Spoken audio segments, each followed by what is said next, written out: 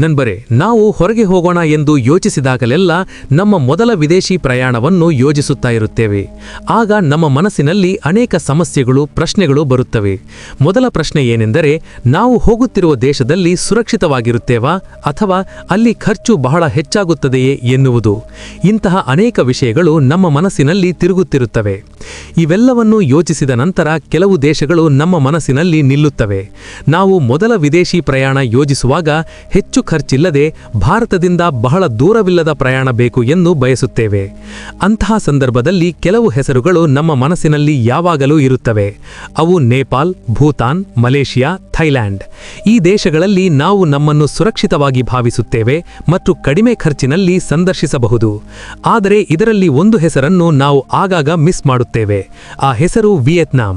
ಹೌದು ಸ್ನೇಹಿತರೆ, ವಿಯೆಟ್ನಾಂ ಭಾರತಕ್ಕೆ ಬಹಳ ಹತ್ತಿರವಿದೆ, ಬಹಳ ಸಸ್ತವಾಗಿದೆ ಮತ್ತು ಬಹಳ ಅಂದವಾಗಿದೆ. ಆದ್ದರಿಂದ ಇಂದು ನಿಮ್ಮ ಮೊದಲ ಪ್ರಯಾಣವನ್ನು ನಾವು ಯೋಜಿಸೋಣ ಮತ್ತು ನಿಮ್ಮನ್ನು ವಿಯೆಟ್ನಾಂಗೆ ಕರೆದುಕೊಂಡು ಹೋಗೋಣ. ನಮಸ್ಕಾರ ಸ್ನೇಹಿತರೆ, ಇಂದು ನಮ್ಮ ಈ ವಿಡಿಯೋದಲ್ಲಿ ನಾವು ನಿಮಗೆ ವಿಯೆಟ್ನಾಂ ಬಗ್ಗೆ ಕೆಲವು ವಿಶೇಷ ಮಾಹಿತಿಗಳನ್ನು ನೀಡುತ್ತೇವೆ. ಅದರ ಜೊತೆಗೆ ವಿಯೆಟ್ನಾಂನಲ್ಲಿ ನೀವು ಏನೆಲ್ಲ ಮಾಡಬಹುದು ಮತ್ತು ಎಲ್ಲೆಲ್ಲ ತಿರುಗಬಹುದು ಎಂದು ಹೇಳುತ್ತೇವೆ. ಆದ್ದರಿಂದ ನಿಮ್ಮ ಸೀಟ್ ಬೆಲ್ಟ್ ಬಿಗಿಯಾಗಿ ಕಟ್ಟಿಕೊಳ್ಳಿ ಮತ್ತು ಹಾರಲು ಸಿದ್ಧರಾಗಿ, ಏಕೆಂದರೆ ನಾವು ವಿಯೆಟ್ನಾಂಗೆ ಹೋಗುತ್ತಿದ್ದೇವೆ.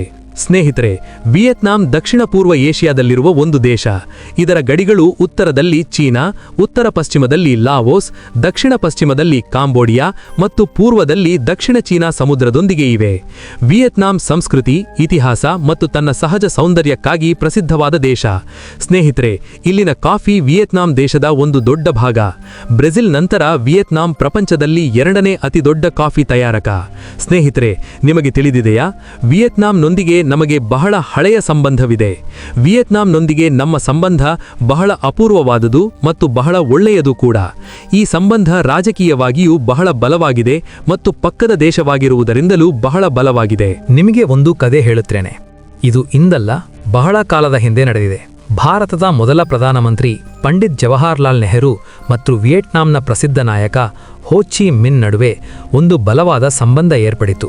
ಫ್ರೆಂಚ್ ಆಡಳಿತದ ವಿರುದ್ಧ ಡಿಯನ್ ಬೀನ್ ಫು ಸಮರದಲ್ಲಿ ವಿಯೆಟ್ನಾಂ ವಿಜಯ ಸಾಧಿಸಿದ್ದನ್ನು ಆಚರಿಸಲು ಪಂಡಿತ್ ನೆಹರು 1954ರಲ್ಲಿ ವಿಯೆಟ್ನಾಂಗೆ ಹೋದರು. ನಂತರ 1958ರಲ್ಲಿ ಹೋ ಚಿ ಮಿನ್ ಭಾರತಕ್ಕೆ ಬಂದರು. ಅಂದಿನಿಂದ ಈ ಸಂಬಂಧಗಳು ಬಹಳ ಬಲವಾಗಿವೆ. ಅದಕ್ಕೆ ಒಬ್ಬ ಭಾರತೀಯ ಹೋದಾಗ ವಿಯೆಟ್ನಾಂ ವಾಸಿಗಳು ಬಹಳ ಹೃದಯಪೂರ್ವಕವಾಗಿ ಸ್ವಾಗತಿಸುತ್ತಾರೆ. ಅದಕ್ಕೆ ನಾನು ನಿಮ್ಮೊಂದಿಗೆ ಹೇಳಿದೆ, ವಿಯೆಟ್ನಾಂ ನಿಜವಾಗಿಯೂ ಭಾರತೀಯರಿಗೆ ಬಹಳ ಒಳ್ಳೆಯದು. ಇಲ್ಲಿ ನೀವು ನಿಮ್ಮನ್ನು ಬಹಳ ಸುರಕ್ಷಿತವಾಗಿ ಭಾವಿಸುತ್ತೀರಿ. ನಿಮಗೆ ಇಲ್ಲಿ ನಿಮ್ಮ ಸ್ವಂತ ದೇಶದಲ್ಲಿರುವಂತೆ ಅನಿಸುತ್ತದೆ.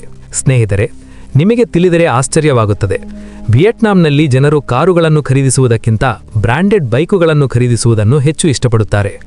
2015ರ ಅಂಕಿಅಂಶಗಳು ಕೇಳಿದರೆ ನೀವು ಆಶ್ಚರ್ಯಪಡುತ್ತೀರಿ. ಅಲ್ಲಿ 40 ಮಿಲಿಯನ್ ಬೈಕುಗಳು ರಿಜಿಸ್ಟರ್ ಆಗಿವೆ. ಆದರೆ ಕಾರುಗಳನ್ನು ಖರೀದಿಸಿದವರು ಕೇವಲ 3 ಲಕ್ಷ ಮಂದಿ ಮಾತ್ರ. ಸ್ನೇಹಿತರೆ, ವಿಯೆಟ್ನಾಂ ಪ್ರಪಂಚದಲ್ಲಿ ಎರಡನೇ ಅತಿದೊಡ್ಡ ಕಾಫಿ ತಯಾರಕ ದೇಶ. ಬ್ರೆಜಿಲ್ ನಂತರ ವಿಯೆಟ್ನಾಂ. ಇದನ್ನು ಪ್ರಪಂಚದ ಅತಿದೊಡ್ಡ ಕಾಫಿ ತಯಾರಕ ದೇಶ ಎಂದು ಕರೆಯುತ್ತಾರೆ. ವಿಯೆಟ್ನಾಂ ಭಾಷೆಯ ಬಗ್ಗೆ ಮಾತನಾಡಿದರೆ ಇಲ್ಲಿ ವಿಯೆಟ್ನಾಮಿ ಭಾಷೆಯನ್ನು ಮಾತನಾಡುತ್ತಾರೆ. ಇಲ್ಲಿನ ಜನಸಂಖ್ಯೆ ನೋಡಿದರೆ 86% ಮಂದಿ ವಿಯೆಟ್ನಾಂ ಮೂಲ ನಿವಾಸಿಗಳು, ಆದರೆ 14% ಮಂದಿ ಹೊರಗಿನಿಂದ ಬಂದವರು. ಸ್ನೇಹಿತರೆ, ನೀವು ನ್ಯೂ ಇಯರ್ ಅನ್ನು ವಿಯೆಟ್ನಾಂನಲ್ಲಿ ಆಚರಿಸಬೇಕು ಎಂದು ಯೋಚಿಸುತ್ತಿದ್ದರೆ ಒಂದು ಮುಖ್ಯ ವಿಷಯ, ನ್ಯೂ ಇಯರ್ ಜನವರಿ 1ರಂದು ವಿಯೆಟ್ನಾಂನಲ್ಲಿ ಆಚರಿಸುವುದಿಲ್ಲ. ಬದಲಿಗೆ ಫೆಬ್ರವರಿ ಮೊದಲ ವಾರದಲ್ಲಿ ನ್ಯೂ ಇಯರ್ ಎಂದು ಆಚರಿಸುತ್ತಾರೆ ಮತ್ತು ಭಾರೀ ಉತ್ಸವಗಳನ್ನು ಮಾಡುತ್ತಾರೆ. ಅವರ ಅಭಿಪ್ರಾಯದ ಪ್ರಕಾರ ಭಾರೀ ಉತ್ಸವಗಳನ್ನು ಮಾಡಿದರೆ ದುಷ್ಟ ಆತ್ಮಗಳು ದೇಶದಿಂದ ದೂರ ಹೋಗುತ್ತವೆ. ಈ ವಿಷಯದಲ್ಲಿ ಎಷ್ಟು ಸತ್ಯವಿದೆ ಎಂದು ನನಗೆ ತಿಳಿಯದು, ಆದರೆ ಇಲ್ಲಿನ ಜನರು ಅಂತೆ ನಂಬುತ್ತಾರೆ. ಸ್ನೇಹಿತರೆ, ವಿಯೆಟ್ನಾಂನ ರಾಜಧಾನಿ ಹನೋಯ್. ಇದರ ಜನಸಂಖ್ಯೆ ಸುಮಾರು 65 ಲಕ್ಷ. ನಾವು ನಿಮಗೆ ರಾಜಧಾನಿಯ ಬಗ್ಗೆಯೂ ಹೇಳಲಿದ್ದೇವೆ. ಇನ್ನೂ ಅನೇಕ ವಿಷಯಗಳಿವೆ ನಿಮಗೆ ಹೇಳಬೇಕಾದವು. ಇಲ್ಲಿ ನೀವು ಏನೆಲ್ಲ ಮಾಡಬಹುದು, ಎಲ್ಲೆಲ್ಲ ತಿರುಗಬಹುದು, ಯಾವ ಚಟುವಟಿಕೆಗಳನ್ನು ಮಾಡಬಹುದು. ಕೇವಲ ನಮ್ಮ ವಿಡಿಯೋದೊಂದಿಗೆ ಇರಿ. ನಮ್ಮ ವಿಡಿಯೋವನ್ನು ಲೈಕ್ ಮಾಡಿ, ಶೇರ್ ಮಾಡಿ ಮತ್ತು ಚಾನಲ್ ಅನ್ನು ಸಬ್ಸ್ಕ್ರೈಬ್ ಮಾಡಿ. ಈಗ ನಿಮ್ಮನ್ನು ಕೆಲವು ಅಂದವಾದ ದೃಶ್ಯಗಳ ಟೂರಿಗೆ ಕರೆದುಕೊಂಡು ಹೋಗುತ್ತೇವೆ. ಸ್ನೇಹಿತರೆ, ಮೊದಲು ನಿಮ್ಮನ್ನು ಲಾಂಗ್ ಬೇಗೆ ಕರೆದುಕೊಂಡು ಹೋಗುತ್ತೇವೆ. ಇದು ವಿಯೆಟ್ನಾಂನ ಉತ್ತರ ಪೂರ್ವ ಭಾಗದಲ್ಲಿದೆ ಮತ್ತು 1600ಕ್ಕಿಂತ ಹೆಚ್ಚು ಚಿಕ್ಕ ಚಿಕ್ಕ ಕಲ್ಲು ದ್ವೀಪಗಳಿಗೆ ಪ್ರಸಿದ್ಧವಾಗಿದೆ. ಇವು ನೀರಿನಿಂದ ಹೊರಬಂದವು. 1500 ಚದರ ಕಿಲೋಮೀಟರ್ ವಿಸ್ತೀರ್ಣದೊಂದಿಗೆ ಈ ಸ್ಥಳವನ್ನು 1994ರಲ್ಲಿ ಯುನೆಸ್ಕೋ ವಿಶ್ವ ಪರಂಪರೆ ಸ್ಥಳವಾಗಿ ಸೇರಿಸಲಾಯಿತು.